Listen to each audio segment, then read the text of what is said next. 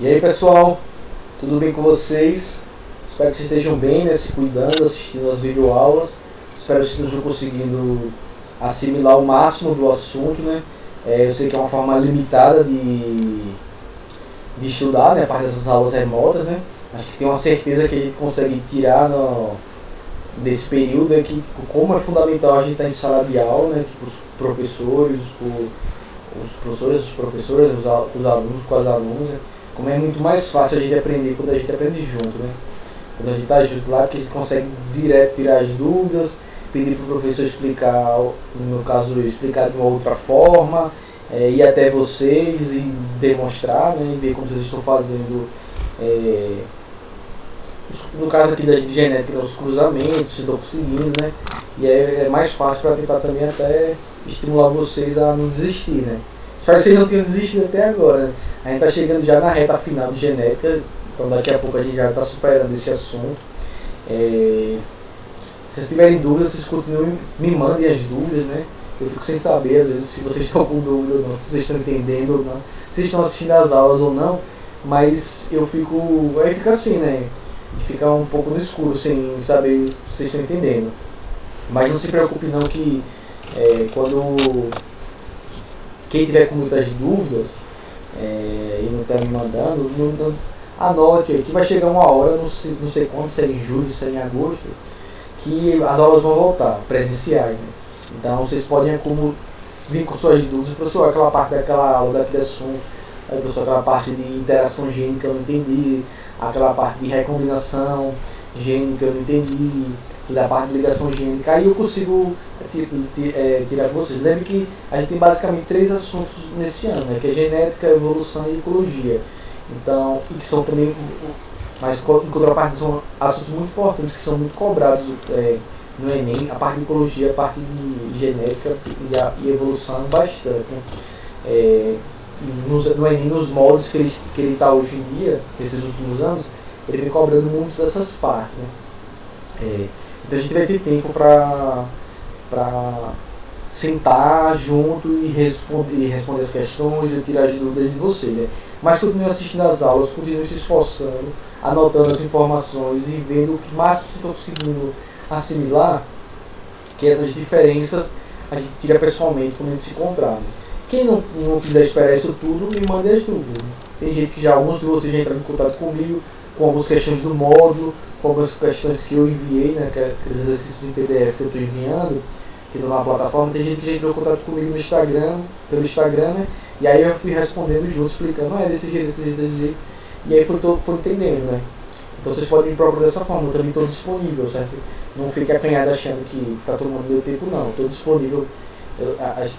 Estamos no esforço dobrado, né, trabalhando de manhã, de tarde e de noite, mas é para tentar fazer o máximo para que vocês não fiquem sem as aulas, sem os assuntos, certo? Então a gente está tendo todo esse esforço. Eu imagino que os outros professores também, mas eu estou trabalhando de domingo a domingo. Então a gente já está no finalzinho dessa parte de genética, né? Eu acredito, na minha opinião, que é a parte mais complicada, que foi a parte da segunda lei de Mendel, né? A segunda lei de Mendel, a parte de interação gênica, né? Aquela coisa de epistasia, essa quantitativa, principalmente a parte de linkage e essa última partezinha que a gente viu nessas últimas aulas, né? A parte de ligação gênica, aquela parte de recombinação, de taxa de recombinação, de cálculo de distância de genes. Eu acho que essa partezinha que ela pega mais, ela complica um pouquinho mais. Na aula de hoje a gente vai falar sobre herança e sexo, né? O que a gente chama da determinação dos sexos biológicos, ou seja, a determinação sexual dos organismos vivos, né? Então nessa aula de hoje a gente vai começar a estudar e ver tipos de determinação sexual, ou seja, nem todos os seus seres vivos eles se enquadram a determinação daqueles organismos que são dioicos, ou seja, que tem o sexo separado, então o indivíduo que é masculino e o indivíduo que é feminino. Não vamos tratar dos organismos que são naturalmente hermafroditas, por exemplo a minhoca, né, que tem o aparelho masculino e feminino no mesmo organismo. Vamos tratar aqui dos organismos que têm a separação dos sexos entre os indivíduos. Né? Então, a determinação dos sexos entre os indivíduos não é igual para todos os seres vivos. Certo? Existe uma série de sistemas que determinam o sexo dos indivíduos. Então, eu vou trazer para vocês na aula de hoje um pouco da determinação sexual. Ou seja, eu vou mostrar para vocês os principais sistemas de determinação sexual dos organismos vivos. Então, uma das características fundamentais, né, e inclusive uma das características que marcaram o que a gente determina e delimita como a origem da vida, é o processo de reprodução, ou seja, a capacidade que os organismos têm de gerar novos indivíduos similares ou iguais a eles. Né? Então, nessa história de cerca de 3,5 bilhões de anos que da história da vida no planeta Terra, desde o surgimento da vida, a reprodução das características mais marcantes, porque ela possibilita a perpetuação dos indivíduos, ou seja, ela possibilita a perpetuação de uma determinada espécie, para que aquele indivíduo ele consiga gerar novos indivíduos com características similares a ele. Então, basicamente, a gente tem duas grandes formas de se reproduzir. A reprodução que a gente chama da reprodução assexuada, que é aquela que um único indivíduo ele gera um descendente que tem a sua mesma carga genética, ou seja, ele forma um clone natural, ou seja, um indivíduo que tem a mesma composição genética, ou seja, o indivíduo da geração F1 ele vai ter a mesma composição genética do organismo parental, ou seja, ele vai ser uma cópia, né? Então ele carrega com ele as mesmas características genéticas, ou seja, o mesmo DNA, o mesmo tipo de combinação genética. Tem isso a reprodução assexuada. Na reprodução sexuada já é diferente, né? Então a gente tem indivíduos que são formados pela combinação genética materna e pela combinação genética paterna. Ou seja, aí você vai ter um processo de mistura de material genético. Né? Então a gente tem uma combinação diferente de material genético. Então os descendentes eles serão diferentes dos pais geneticamente, ou seja, a sua composição genética na reprodução sexuada, como tem essa mistura de material genético, parte do material genético materno com parte do material genético paterno, essa combinação forma um indivíduo que tem uma combinação genética diferente dos seus pais, e quando esse indivíduo ele for gerar novos filhos, novos indivíduos, ele vai gerar indivíduos que vão ter uma outra combinação, um outro tipo de combinação genética. Então essa é a reprodução sexuada. Isso acontece a partir da formação daquelas células específicas que a gente chama dos gametas. Então lá nos gametas, na combinação dos gametas, na fecundação, ou seja, no encontro entre o gameta materno com o gameta paterno, a gente vai ter essa recombinação genética. Né? Então as reproduções sexuadas elas são muito importantes para a vida porque elas geram o que a gente chama de variabilidade genética, ou seja, de diferenças genéticas entre indivíduos de uma mesma espécie. Então ela vai gerando e vai acumulando diferenças entre esses indivíduos. Em boa parte das espécies, os gametas que eles formam, eles vão diferir um do outro, né? Em tamanho, mobilidade, estrutura. Então geralmente o gameta feminino a gente chama de óvulo, né? Então na maioria dos casos o óvulo é um gameta que ele é maior em relação ao masculino, e geralmente ele é imóvel, ou seja, ele não tem mobilidade. E o gameta masculino, que a gente chama de espermatozoide, ele geralmente é móvel, ou seja, ele tem capacidade de se deslocar, e ele geralmente é, na maioria dos casos, bem menor do que o gameta feminino. Certo? São todos os indivíduos assim, todos os seres vivos assim? Não, nem todos os seres vivos os gametas se portam dessa maneira, né? Mas em boa parte dos casos sim. Como eu falei, existem espécies que no mesmo indivíduo produzem gametas masculinos e femininos, que são os organismos hermafroditas, que a gente chama de espécies monóicas ou indivíduos monóicos, ou seja, ele apresenta os dois sexos, que é o caso da minhoca, ele apresenta os dois sexos no mesmo indivíduo. Mas ele, no caso da minhoca, a minhoca não faz autofecundação, né? Ou seja, ela não se engravida, né? Uma minhoca engravida a outra. Então a gente chama esses indivíduos de espécies monóicas. E as espécies que a gente chama de espécies dioicas, que é o nosso caso, é quando você tem um indivíduo de uma espécie que produz um tipo de gameta, o gameta masculino, e outro indivíduo da mesma espécie produz gameta feminino, né? Então, que a gente costuma chamar de sexo biológico, né? Então, os indivíduos do sexo biológico masculino são aqueles que produzem o gameta masculino, ou que poderiam produzir o gameta masculino. Os indivíduos do sexo biológico feminino são os indivíduos que têm a capacidade de produzir os gametas femininos, né? Então, chamamos de espécies monóicas aquelas que o mesmo indivíduo é capaz de... Ele tem um aparelho reprodutor masculino e feminino, ou seja, ele produz os dois tipos de gametas. No caso da tênia, que dá solitária na barriga das pessoas, que comem carne mal cozida, de procedência duvidosa, esses indivíduos eles são monóicos, ou seja, ele tem hermafroditas, né? Tem um aparelho masculino e feminino. No caso da gente, não. E boa parte dos mamíferos, aí tem essas diferenças, né? E de outros animais também. Nem todos, né? Dioicos. Tem o masculino, um indivíduo masculino e feminino, que produz gameta masculino e gameta feminino. Estou tratando disso aqui da questão do sexo biológico e não do papel social das pessoas, certo? Estou falando de homem e mulher, certo? Estou falando de quem produz gameta masculino e quem produz gameta feminino. Então, quando a gente tem espécies em que um indivíduo só produz masculino e outro só produz gameta feminino, a gente diz que essas espécies são dioicas, beleza? Então, temos lá os conceitos aí, monóico e dioico. Não sei se vocês vão lembrar, mas no ano passado eu falei muito isso no segundo ano. No caso da determinação das espécies dioicas, né, em último caso, em último extremo, né, a determinação do sexo biológico ela vai se dever a fatores de determinação genética, né? Então, genes que vão determinar o desenvolvimento das características masculinas ou das características femininas, ou seja, da formação de estruturas que vão produzir o gameta masculino ou da formação de estruturas que vão produzir o gameta feminino, ou seja, é determinado pela ação de genes específicos. Então, no caso, vai ter os genes, eles vão atuar para determinar se o indivíduo vai ser macho ou se o indivíduo vai ser fêmea, ou seja, se ele vai produzir espermatozoides ou se ele vai produzir óvulos. Mas existem casos de alguns seres vivos que a determinação biológica, ou seja, a determinação do sexo biológico, ela acontece por fatores ambientais, ou seja, fatores externos.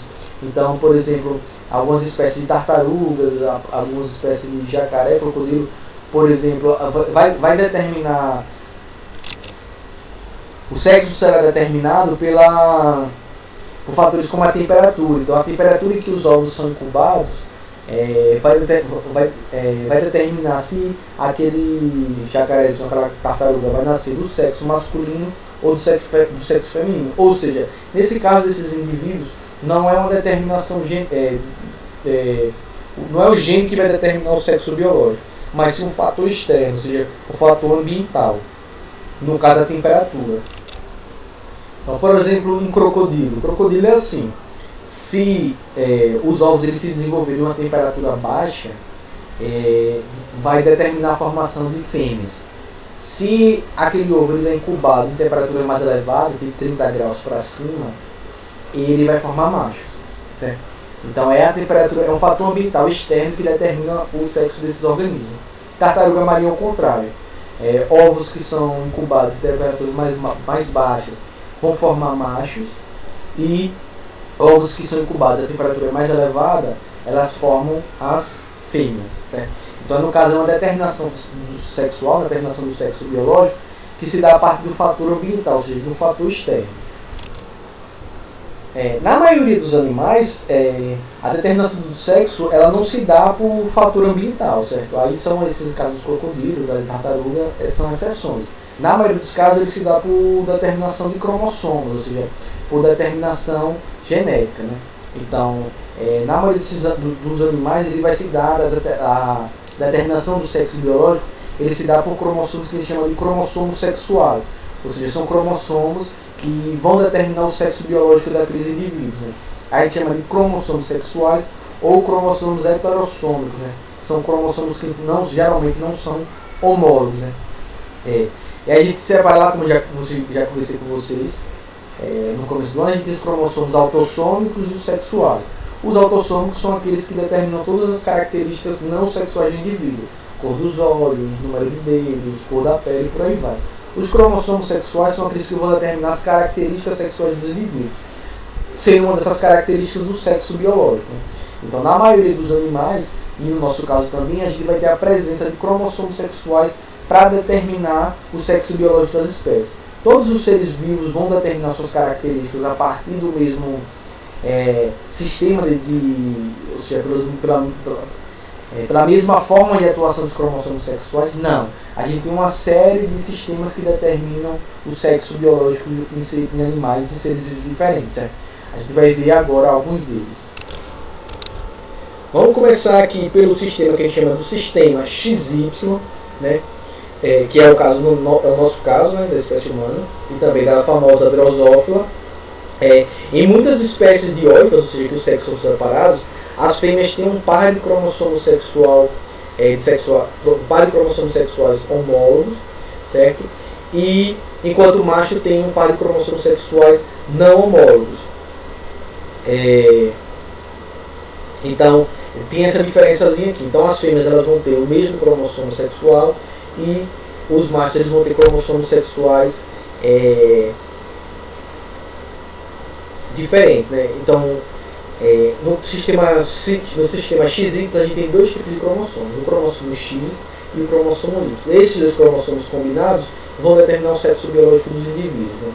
Então as fêmeas elas vão apresentar no sistema XY as fêmeas vão apresentar o mesmo tipo de cromossomo, no caso o cromossomo X. Então as fêmeas terão sempre os cromossomos X e X, e os machos eles vão apresentar um cromossomo sexual que é típico das fêmeas e um cromossomo sexual que é específico, que só estará presente nos machos, que no caso aqui do sistema XY é o cromossomo Y. Então as fêmeas terão os cromossomos homólogos X e X, e os machos vão apresentar o cromossomo sexual. Ele vai ter um cromossomo X e um cromossomo do tipo Y. Que vocês podem ver aqui no esqueminha. Então se eu subir aqui, são os cromossomos sexuais. Né? Então veja que a fêmea tem dois cromossomos iguais, que são essas barrinhas aí. Tá, ela tem os dois, a barrinha maior, o cromossomo X, e a barrinha menor, essa roxinha é o Y. Então as fêmeas apresentam o cromossomo sexual X e X, e o macho apresenta um cromossomo que é comum das fêmeas, que é o X, e ele tem um outro que é específico, que só apresenta nos machos, que é o cromossomo sexual Y. Então tem a Drosophila, que é determinada por esse sistema XY. Nós somos assim, determinados assim. Algumas espécies de peixe, até algumas espécies de plantas, elas são determinadas por esse sistema aí, XY. Então o macho apresenta um cromossomo de cada, um cromossomo X e um Y, e as fêmeas vão apresentar os dois cromossomos sexuais X. Então nesse caso aí é o macho que determina o sexo biológico dos seus descendentes, né? Porque a fêmea ela só vai formar um tipo de gameta com cromossomo X. Como ela tem 2X, quando tiver a segregação desses cromossomos, ambos os gametas que ela forma vão ter todos sempre o cromossomo X. No macho não. Ele vai formar gametas que vai ter o cromossomo X e vai formar gametas que tem o cromossomo Y, certo? Então, de forma geral, nos mamíferos, a determinação do sexo masculino depende de um gene específico que está localizado no cromossomo Y, que a gente chama do gene SRY, certo? Que em inglês ele está Sex Determination, Sex Determine Region Y, certo? Então a determinação do sexo na região do cromossomo Y. Então não precisa saber essa sigla não, certo? Só precisa saber que o gene que está presente no cromossomo Y, que determina a formação do sexo masculino, ele está no cromossomo Y e é o gene que a gente chama do gene SRY, certo? Então esse gene SRY, ele vai determinar, né, a produção de uma proteína que codifica, ou seja, esse gene ele induz a formação de uma proteína que codifica no embrião a formação dos testículos. Então todo bebezinho tem um pré-aparelho reprodutor feminino. Aqueles indivíduos que têm um cromossomo Y e nele tem um gene SRY, esse gene ele vai codificar, ou seja, ele vai produzir uma determinada proteína que vai fazer com que se amadureça um testículo, ou seja, os pré-ovários eles se transformam nos testículos, e a partir daí, com a formação dos testículos, com esse sinal de formação dos testículos, ele começa, se acredita, né, provavelmente ele começa a ativar outros genes em diversos cromossomos autossômicos diferentes, né? Então a formação dos testículos ele começa a ativar outros genes e aí ele vai começar o desenvolvimento das características sexuais masculinas primárias. Desenvolvimento do pênis, do saco escrotal, pedídimo, próstata e por aí vai. Né? Então esse sinal que o SRY dá para a transformação do testículo dá o sinal para a ativação de outros genes que vão determinar essas características. Né? A testosterona e outras substâncias produzidas nos testículos elas atuam no desenvolvimento dos órgãos genitais e de outras características típicas do sexo masculino, principalmente na parte adolescente, na hora de ficar mais grossa, parecimento de barba, todas essas coisas.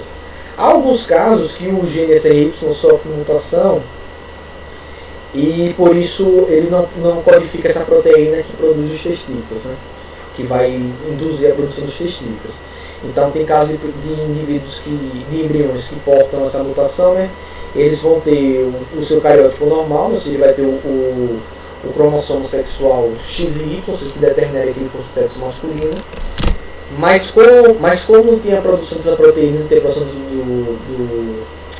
a produção da proteína e a formação dos testículos, ele forma um fenótipo feminino, ou seja, a pessoa nasce com as características sexuais femininas, mas se fizer um mapeamento genético desse indivíduo, descobre que ele tem um cromossomo Y, ou seja, por uma mutação que acontece no gene SRY, ele pode perder a sua funcionalidade. Né? Então, nesse caso, o indivíduo ele não vai formar as suas características sexuais masculinas, ele permanece com as características sexuais femininas.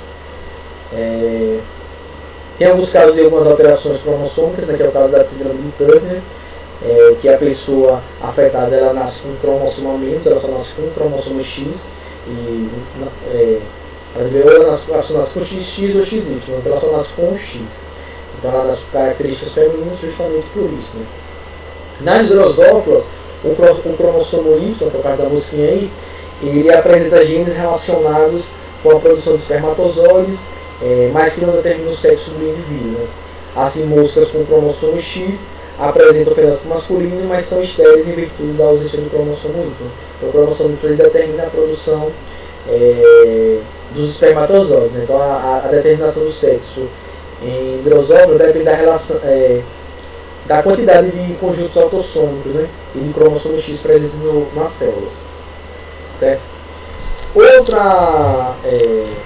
Outro sistema que a gente tem é o sistema que a gente chama de sistema X0. O sistema X0 ele é comum em gafanhotos. Né? Então, em algumas espécies, né, o cromossomo Y, não existe esse cromossomo Y, seria esse cromossomo típico da determinação do sexo masculino. Né? Então, as fêmeas elas vão apresentar um par de cromossomos homólogos, né, X e X, e enquanto os machos têm só um cromossomo X. Ou seja, eles têm apenas um cromossomo sexual. Então, veja nesse caso aí, desse sistema X é isso. Então, as fêmeas têm os dois cromossomos homólogos, o X e o X. Veja aqui nesse caso aqui, ela tem 22. Esses 22 são os cromossomos autossômicos, que não são sexuais, mais dos cromossomos X. Então, ela nasce fêmea. O macho ele tem 22 cromossomos, mais um cromossomo X. Então, significa dizer o quê? Que no sistema X0, a fêmea tem um cromossomo a mais do que os machos, certo? Enquanto os machos têm, aí no caso da fêmea, tem 23 cromossomos, a fêmea apresenta 24 cromossomos. Né? A diferença que a gente vai ter aqui é que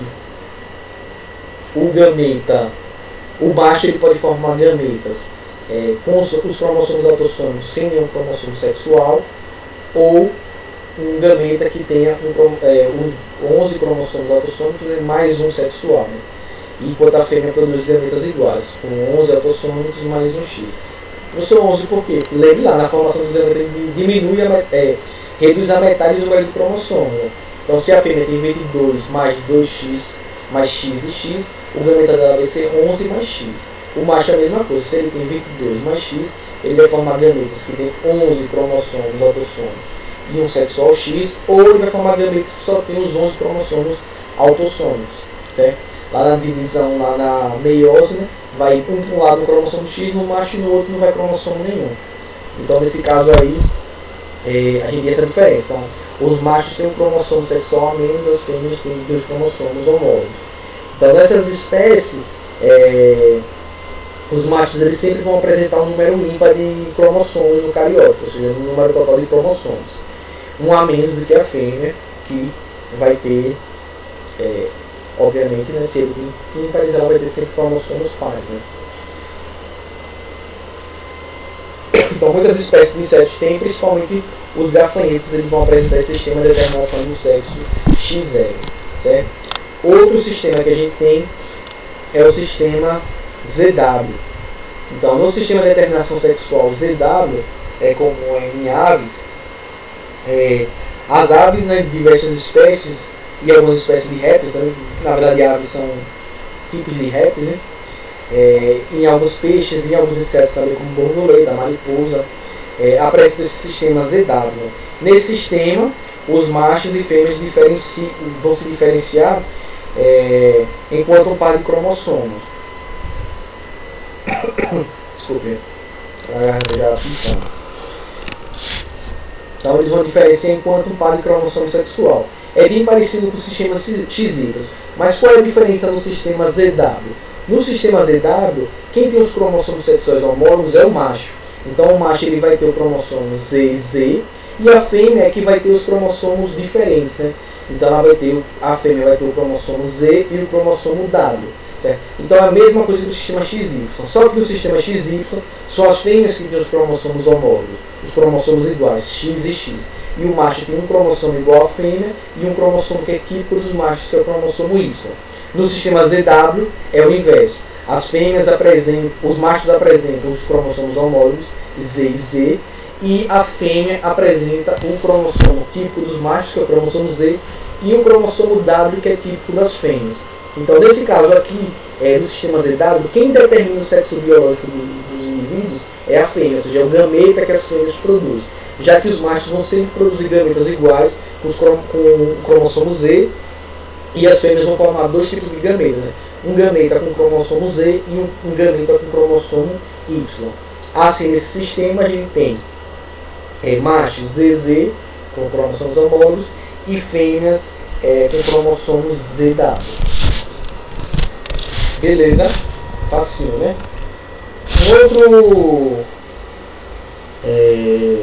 Uma outra coisa que é importante saber é sobre o que a gente chama de sexo homogamétrico e sexo heterogamétrico, que foi um pouquinho do que eu estava falando aqui, né? O sexo homogamétrico e o heterogamétrico, ali o conceitozinho que tem resumindo, o sexo que produz gametas de um tipo de cromossomo sexual é chamado de homogamétrico, ou seja, ele só vai formar gametas do mesmo tipo, com o mesmo tipo de cromossomos. Aquele que produz gametas de tipos de cromossomos diferentes é chamado de heterogamétrico. Então, por exemplo, no nosso caso da espécie humana, que é o sistema XY, a fêmea ela é o sexo que a gente chama de homogamétrico, porque ela só produz gametas iguais. Homo é igual, gamética e gametas. Então toda mulher produz óvulos que tem o cromossomo sexual X, porque ela tem no seu cariótipo os cromossomos X e X, ou seja, ela só pode ceder cromossomos iguais. Já nos indivíduos do sexo heterogamétricos, hétero diferente, gamético, gametas, eles produzem gametas diferentes. São aqueles indivíduos que vão ter os dois, vão formar dois tipos de gameta, né? Gameta, no caso da gente, os espermatozoides, né? Então, os indivíduos do sexo biológico masculino, eles têm os cromossomos X e Y, então ele vai produzir gametas que vão ter o cromossomo X e gametas que vão ter o cromossomo Y, né? Então a tabelinha com o esquemazinho aí. Então no sistema XY, a fêmea é o homogamétrico, porque ela tem cromossomos X e X, e o macho é o heterogamétrico, porque ele apresenta os cromossomos X e Y, cromossomos diferentes. Então vão ter gametas com X e gametas com Y. No sistema X0, a gente tem a fêmea como homogamétrico, porque ela vai produzir gametas só com X, e o macho heterogamétrico, que ele vai produzir gametas que tem X e gametas que não têm o cromossomo sexual, certo? Que é o caso lá do gafanhoto. No sistema ZW, ele vai ser o inverso do sistema XY. Então o macho é que vai ser o sexo homogamétrico, porque como ele tem o cromossomo Z e Z, ele vai produzir gametas iguais. E a fêmea, no caso, produz gametas diferentes, então vai ser o sexo heterogamétrico. E o sistema Z0, que ele é o inverso do sistema X0, né? É a mesma coisa que o sistema X0, só que a diferença é que a fêmea é que tem um cromossomo a menos e o macho é que tem um cromossomo a mais. Ou seja, as fêmeas são de cromossomos ímpares e o macho tem cromossomos pares, né? Um cromossomo a mais que a fêmea. Para a gente fechar aqui, a gente tem uma determinação, um sistema de determinação do sexo que a gente chama do sistema haploide-diploide. Nesse caso do sistema haploide-diploide, ele é muito comum em insetos himenópteros, como a abelha, muito comum na formiga e nas abelhas, né? Esse sistema de determinação do sexo é denominado sistema haploide-diploide ou sistema haplodiploide. Nessas espécies, o que determina o sexo biológico não é um tipo de cromossomo sexual, mas sim o número total de cromossomos que aquele indivíduo tem. Então, geralmente nesse caso aqui do sistema haploide-diploide, os machos são indivíduos haploides, ou seja, eles têm metade do número de cromossomos total da espécie. E as fêmeas são os indivíduos diploides, ou seja, ela tem um número total de cromossomos da espécie. Então veja aqui no caso da abelha. No caso da abelha, as abelhas elas apresentam 36 cromossomos. A gente tem 46 cromossomos, é nosso cariótipo. No caso da abelha, o cariótipo dela, ela tem 32 cromossomos. Como é que eu determinar quem é do sexo masculino e quem é do sexo feminino? Os indivíduos que têm um número total de cromossomos sempre serão fêmeas. No caso, veja lá, a abelha rainha, ela tem 32 cromossomos. Todos os machos, que é o zangão, eles vão ter metade do número de cromossomos, ou seja, ele tem 16 cromossomos, certo? Então os machos têm 16 cromossomos, a metade são organismos haploides, e as fêmeas têm um número máximo de cromossomos, que são os indivíduos diploides, ou seja, nesse caso ele tem 32 cromossomos. Aí a gente vai ter a rainha e as operárias. Todas as operárias são fêmeas, mas lembrando lá que no sistema lá da sociedade das abelhas, as operárias elas não se reproduzem, só os zangões só se reproduzem com a abelha rainha. Então, tá, professor, mas e como é que acontece esse negócio aí? Como é que vão nascer os machos? Então, como é que acontece isso? Todos os óvulos que são fecundados por espermatozoides, eles vão ser sempre nesse sistema aí, eles sempre vão gerar fêmeas, operárias ou rainhas, certo? Então, você vai ter lá o 16 do macho com 16 da fêmea, ele vai formar sempre fêmeas. E como é que os machos se formam? Os machos se formam por um processo que a gente chama de paternogênese. O que é o processo da paternogênese? Óvulos que não são fecundados, no caso aí das abelhas e das formigas, óvulos que não são fecundados, eles se desenvolvem e formam os machos, certo? Então os zangões e as formigas macho, elas se formam a partir de óvulos da abelha da rainha. Então a abelha rainha ela libera seus óvulos. Aqueles óvulos que são fecundados vão formar indivíduos com 32 cromossomos, que vão ser fêmeas, ou novas rainhas, ou abelhas operárias. Aqueles óvulos que não são fecundados pelo zangão, ou seja, que o espermatozoide, o gameta do zangão não fecunda, aqueles óvulos que não são fecundados, eles não desaparecem, eles viram zangões, certo? Então, no sistema haploide-diploide, o macho se diferencia da fêmea pelo número total de cromossomos e não pelos tipos de cromossomos sexuais. Então, a fêmea são organismos diploides, que tem o número total de cromossomos da espécie, e os machos eles são organismos haploides, que tem metade do número de cromossomos da espécie. Esses machos formam-se por um processo que a gente chama de paternogênese, certo? Ou seja, óvulos não fecundados dão origem aos zangões.